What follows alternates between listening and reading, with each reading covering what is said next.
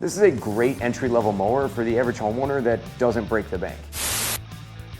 Hey guys and gals, welcome to Garage Gear. I'm JB. This is the 22-inch gas-powered front-wheel drive, self-propelled TORO recycler lawnmower with Smart Stow. The model number is 21445 and it is made in Mexico. Just so we're clear here, this video is not sponsored. My neighbor actually purchased this mower with his own money and was kind enough to let me review it. Let's start here with the deck. The deck is 22 inches wide by 4 inches deep here on the front and 5.5 inches deep in the back. It's made of 15 gauge steel.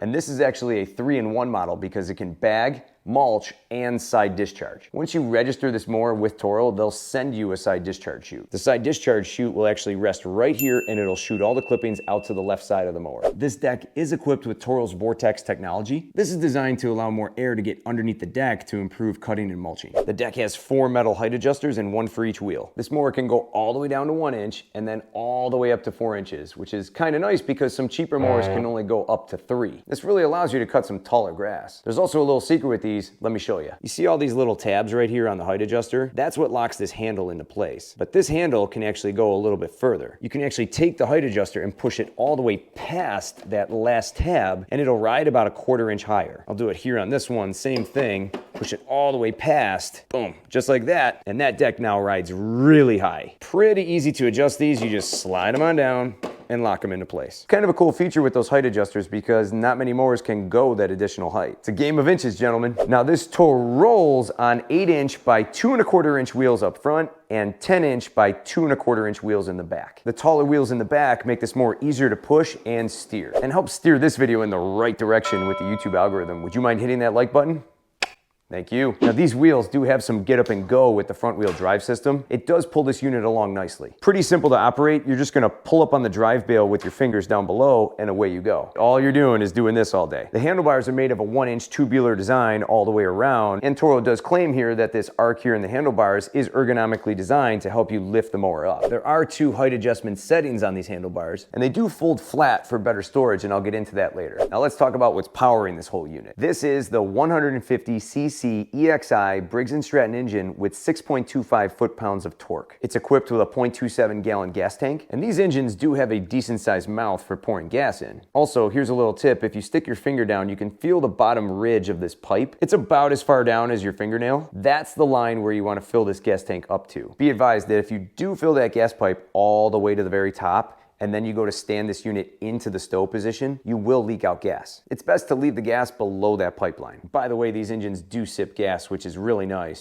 Here's a quick look at your air filter. These pop on and right off real easy, and they're pretty inexpensive to replace. I'll have some linked down below in the description. This mower also came with 18 fluid ounces of SAE 30 motor oil. Now, all we gotta do to set this engine up is take out this dipstick and fill this mower up with 15 ounces of motor oil. Now again, the oil container that they gave us is 18 ounces. So that means we're gonna have to measure it with our dipstick to make sure we get it right. These engines do come with a tiny bit of oil inside to prevent any rust or corrosion to any internal engine components while they're in shipping. For now, don't worry about the oil that's inside that engine. We're just gonna pour in what we need and go from there. Funnel goes in and in goes the oil. Drink it up, TORO. We're gonna let that work its way in and we'll measure on the dipstick. While we're waiting for that oil to make its way in, here's a look at the engine manual. This here is a chart for the engine oil that you can use and the different types of oils and temperature ranges good for this model. All right, we're gonna check our dipstick. Now what the manual recommends is that you stick it in, twist it, and then untwist it and take it back out. And we are right up to the top of our full line. We are good to go. Now I will definitely be doing a proper engine break-in on this new mower for my neighbor. Instead of changing the oil at the first 5-hour mark, which the owner's manual recommends, I'm gonna change it at the first 30 minutes. I've done several videos on this and it's pretty remarkable how dirty the engine oil is after just the first 30 minutes. I'll have those videos linked down below in the description. Now, the next feature TORO really prides itself on, and that feature is the Smart Stow. So what we're gonna do first is we're going to remove the bag, set that aside, drop our flap down, and then from here we're gonna loosen our handlebar blue knobs right here on the side, fold the handlebars down, and then from here these blue handles lock right back into the height adjusters on each side just by a simple twist.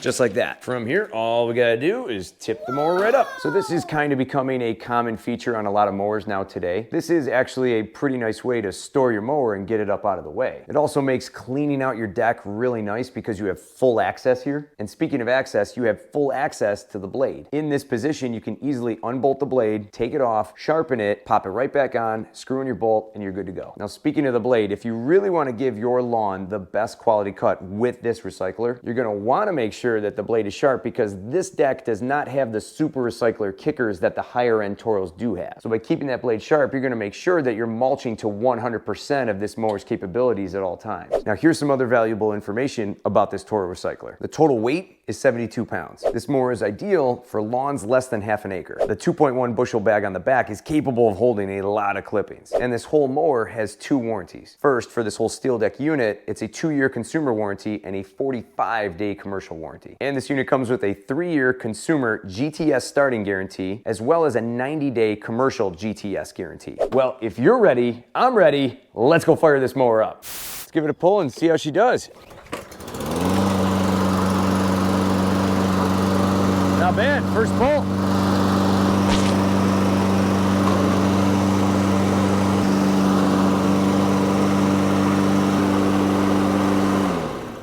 Okay, so that mower started right up on the first pull and it flies with that front wheel drive. Let's give the lawn a cut.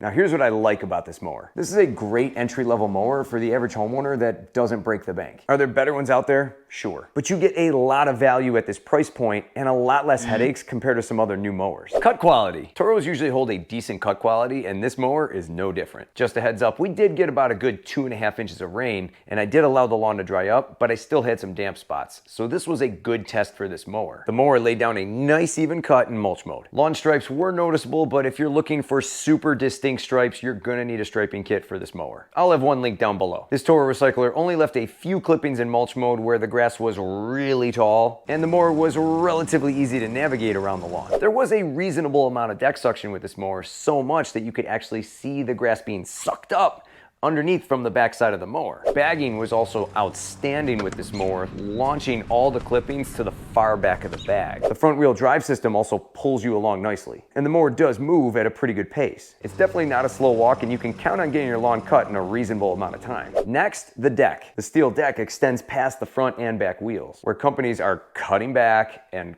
cutting back and cutting back, putting plastic everywhere. Toro left this one alone, keeping the steel to improve its overall rigidity. So good job, Toro. That's a win in their book. They needed that. Next, I like how there's a belt cover underneath the deck. This is actually huge because if you have a tree in your yard that's dropping sticks everywhere and you're going over all those with your mower, those sticks could wind up in the belt if it's exposed. That belt protects against that, so we have another big win here for Toro. I also like this plastic bumper here in the front. This is how it should be. Metal deck, plastic bumper. Not a full plastic front end. The wheel tread. On some new mowers, the wheels are basically like racing slicks with barely any tread on them. The tread design on these wheels are actually pretty deep and pretty grippy. Not deep dish pizza deep, but deep enough. This helps out with inclines and wet grass. Now here's what grinds my gears with this Toro recycler. Here we go. First off, these manuals by Toro and Briggs & Stratton suck. As I open it up, you can see it's just nothing but pictures. 3 pages of pictures. This is not helpful when you're trying to figure out maybe what the oil capacity is or how much fuel you can put in the tank. The only information they really give you here is the height increments. That's it. And as far as the engine manual goes, they basically like blended all the languages into every page, so it kind of complicates things and makes this difficult to read. Next, these steel decks don't like moisture. I've seen some of these rust up in as little as 3 years. They can rust up easily if they're not cared for, and it's best to mow your lawn when it's dry out. Now what I'm actually doing here is giving this mower a quick layer of protection with some WD-40. These pressurized cans are great for applying a quick wide coat. Super easy to use these, and I'll have one of these linked down below in the description. Take a look at that. This old baby is coated. Again, not sponsored. Just something cool I figured I'd share with you guys. All that WD-40 dripping off. Now let's talk about the Vortex technology. In my past experience using Toro recyclers, and now this model with the Vortex technology, this model with the Vortex technology cuts exactly the same as past models. I do not see a distinguishable difference. I'm gonna call it like I see it. That's a gimmick. Everyone's got a gimmick now. Plus, if you follow that vortex path back underneath the deck, the air opening is that little grill on the plastic cover. All it's gonna take is a little bit of grass caked up underneath that deck, and that feature is basically rendered useless. Now, as for the drive system on this TORO recycler, the front wheel drive transmission is made of plastic. How long will this transmission hold up? That's yet to be determined, but I don't have high hopes for it. The two-handle height adjustment is also kind of lame. You're either really short or really tall according to TORO, and nothing in between. Now, if the lawn is overgrown and you want a side discharge, you have to register your mower with TORO. Once you register with TORO, they're going to send you that side discharge attachment. They're probably gonna put you on an email list. I bet you're bippy they are. And if you ask me, my neighbor paid for this unit already, so he should get it right in the box. Hey, let's look at it from TORO's angle. If you don't register your mower, they don't send you a side discharge chute. And ultimately, they save money and cut production costs. Way to do right by your customers, TORO. Next up, no oil changes? This is a big mistake by TORO and Briggs & Stratton to advertise this. No small engine mechanic out there would ever recommend not changing your oil. Well, if it says it, I'm not gonna do it. Hey, do so at your own risk, my friend. It's a good idea to change your oil at least once a season. Next, in my experience, the engine's a little weak at 150 cc's. Taller grass may start to bog this guy down. It's gonna be best to mow your lawn regularly so it doesn't get out of control and difficult to cut with this mower. Now, depending on how much you use the mower, you're gonna have to replace the front drive wheels every couple of years or so. The metal drive gear and the plastic gear inside the wheel are destined to fail over time. If you don't slam the mower down like this and you ease your hands off this drive lever as you use the mower, you will prolong the life of those gears. So don't pound on it. She don't like it. With all these items aside, this is still a popular mower with many positive reviews on the TORO website. And this can be a decent mower to buy if cared for. Change the oil at least once a season and clean and protect the deck periodically with some kind of protective spray. Take these extra steps and this TORO recycler will last you quite a while. For more cool garage gear content, click or tap the screen right here. Thanks so much for watching, and I'll see you in the garage.